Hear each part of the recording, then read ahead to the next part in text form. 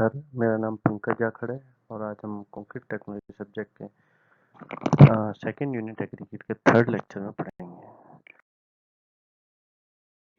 Round aggregate इस shape के होता है नॉर्मली, और इनका सोर्स नॉर्मली रिवर होता है, रिवर या सी कोस्ट होता है। नॉर्मली इस शेप में उस जगह पाए जाते हैं और इनका उपयोग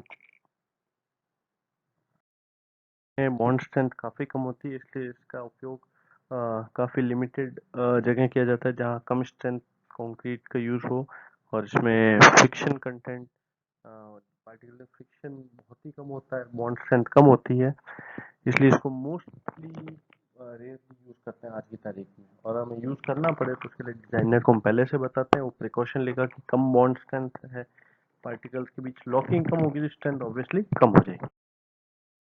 देख रहे हैं नॉर्मली जो शेप है, और ये इरेगुलर कह सकते हैं, इरेगुलर है, ये रेगुलर नहीं है, इरेगुलर है। मतलब क्या है कि शेप बड़ा है, छोटा है, कहीं पे एंगुलर है मोस्टली, पर इरेगुलर है, एंगुलर भी पूरे नहीं है।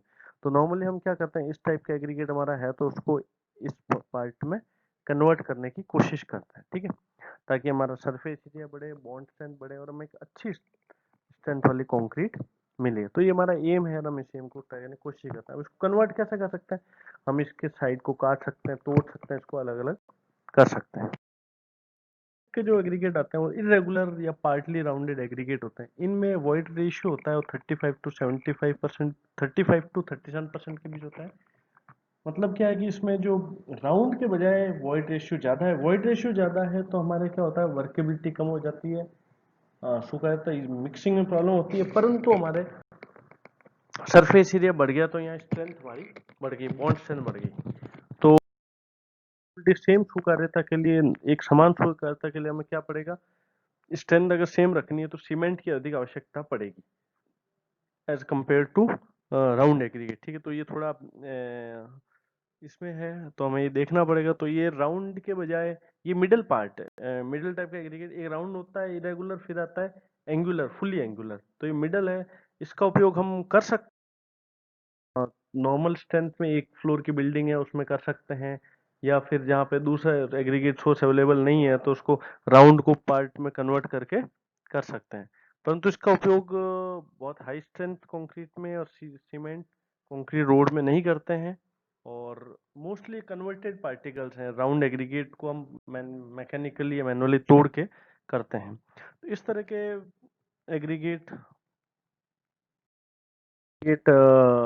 नॉर्मली वही जहाँ पे राउंड एग्रीगेट के सोर्स हैं उसको कन्वर्ट करके एक फॉर्म से दूसरे इससे होता है एंगुलर एग्रीगेट, ये बहुत ज्यादा उपयोग में होता है। नॉर्मली आज 99% आप देखोगे यही एग्रीगेट यूज होता है। इसमें वॉइड रेशियो 38 टू, रेशियो देख रहे हैं हम, राउंड में 32 33 था, रेगुलर में 35 था, इसमें 38 टू 45% हो गया। तो वॉइड रेशियो बढ़ते ही क्या हो गया, इसमें वर्केबिलिटी, स्वीकार्यता कम हो गई, और स्वीकार्यता बढ़ाने के लिए हमें पानी बढ़ाना पड़ेगा, तो सेम स्ट्रेंथ के लिए हम सीमेंट यूज करेंगे। तो जैसे जैसे वर्केबिलिटी कम हुई तो इसकी इंटरलॉकिंग बढ़ गई, इंटरलॉकिंग बढ़ गई तो हमारी कंक्रीट की स्ट्रेंथ बढ़ गई। तो सबसे अच्छी स्ट्रेंथ है वो हमारे कौन से पार्टिकल देते हैं, ये पार्टिकल देते हैं हमारे जो एंगुलर पार्टिकल्स है उनकी स्ट्रेंथ मैक्सिमम आती है तीनों टाइप के पार्टिकल में, ठीक है।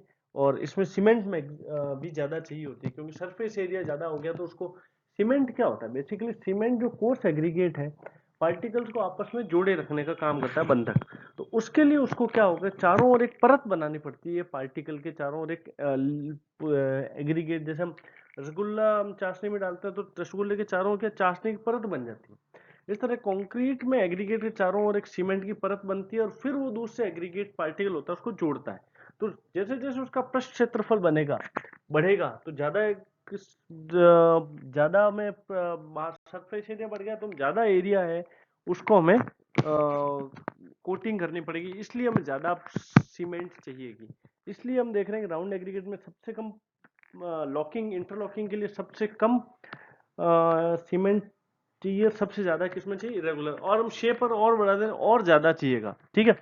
क्योंकि अगर उसके चारों ओर सीमेंट की कोटिंग में दूसरे पार्टिकल जुड़ेगा कैसे, बंधक है, और मैक्सिमम हम चाहते हैं स्ट्रेंथ, तो क्या होगा, उसके चारों ओर सीमेंट का पेस्ट बना हो। और मैक्सिमम नहीं हो तो क्या है, हम अगर हम पूरा वो कोटेड नहीं होगा चारों ओर तो हमारा स्ट्रेंथ मैक्सिमम नहीं आएगी। ठीक है, तो ये हो गया इंटरलॉकिंग का हो गया, सिस्टम हो गया, और ये इसके एग्रीगेट साइज का हो गया। तो हम देख रहे हैं जैसे जैसे एंगल बढ़ता जा रहा है हमारा, अ, उसका शेप है, जितना एंगुलर होता जा रहा है उतना हमारे ज्यादा सरफेस एरिया चाहिएगा, बढ़ेगा, और उतना ज्यादा सीमेंट चाहिएगा। और जो एंगुलर होता है एग्रीगेट, वो हाई स्ट्रेंथ कंक्रीट में यूज होता है, सीसी में भी यही होता है। आज 99% आप देखेंगे आज यही उपयोग में आते हैं। हम देखेंगे, थ्योरेटिकली देखें, डायमंड शेप जो हेक्सागोनल डायमंड शेप होता है, थ्योरेटिकली ये बेस्ट है, इसमें सरफेस एरिया मैक्सिमम है।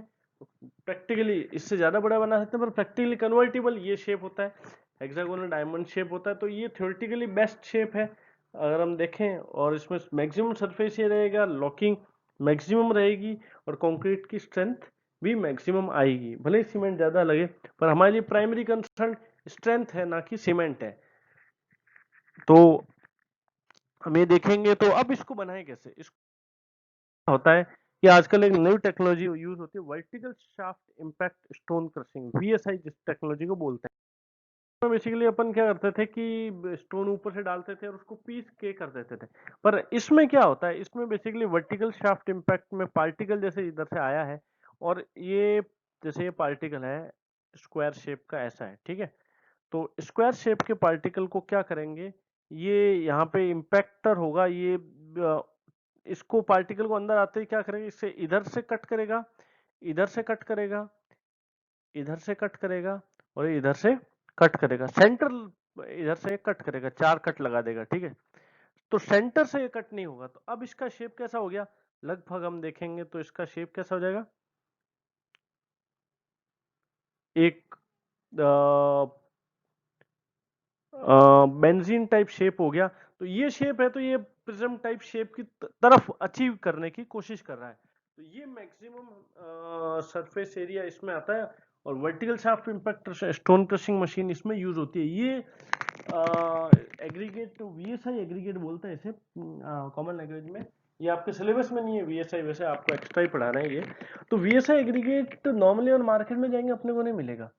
ये डायमंड शेप का होता है एकदम, मोस्टली, और एग्जैक्ट हेक्सागोनल, जो लास्ट से स्लाइड देख रही उसी शेप का होता है, हेक्सागोनल डायमंड शेप का ही होता है, ठीक है। अब इसको हमें अगर चाहिए तो हमें स्पेशली ऑर्डर करने पड़ते हैं, कई बार ये एग्रीगेट मिलता भी नहीं है।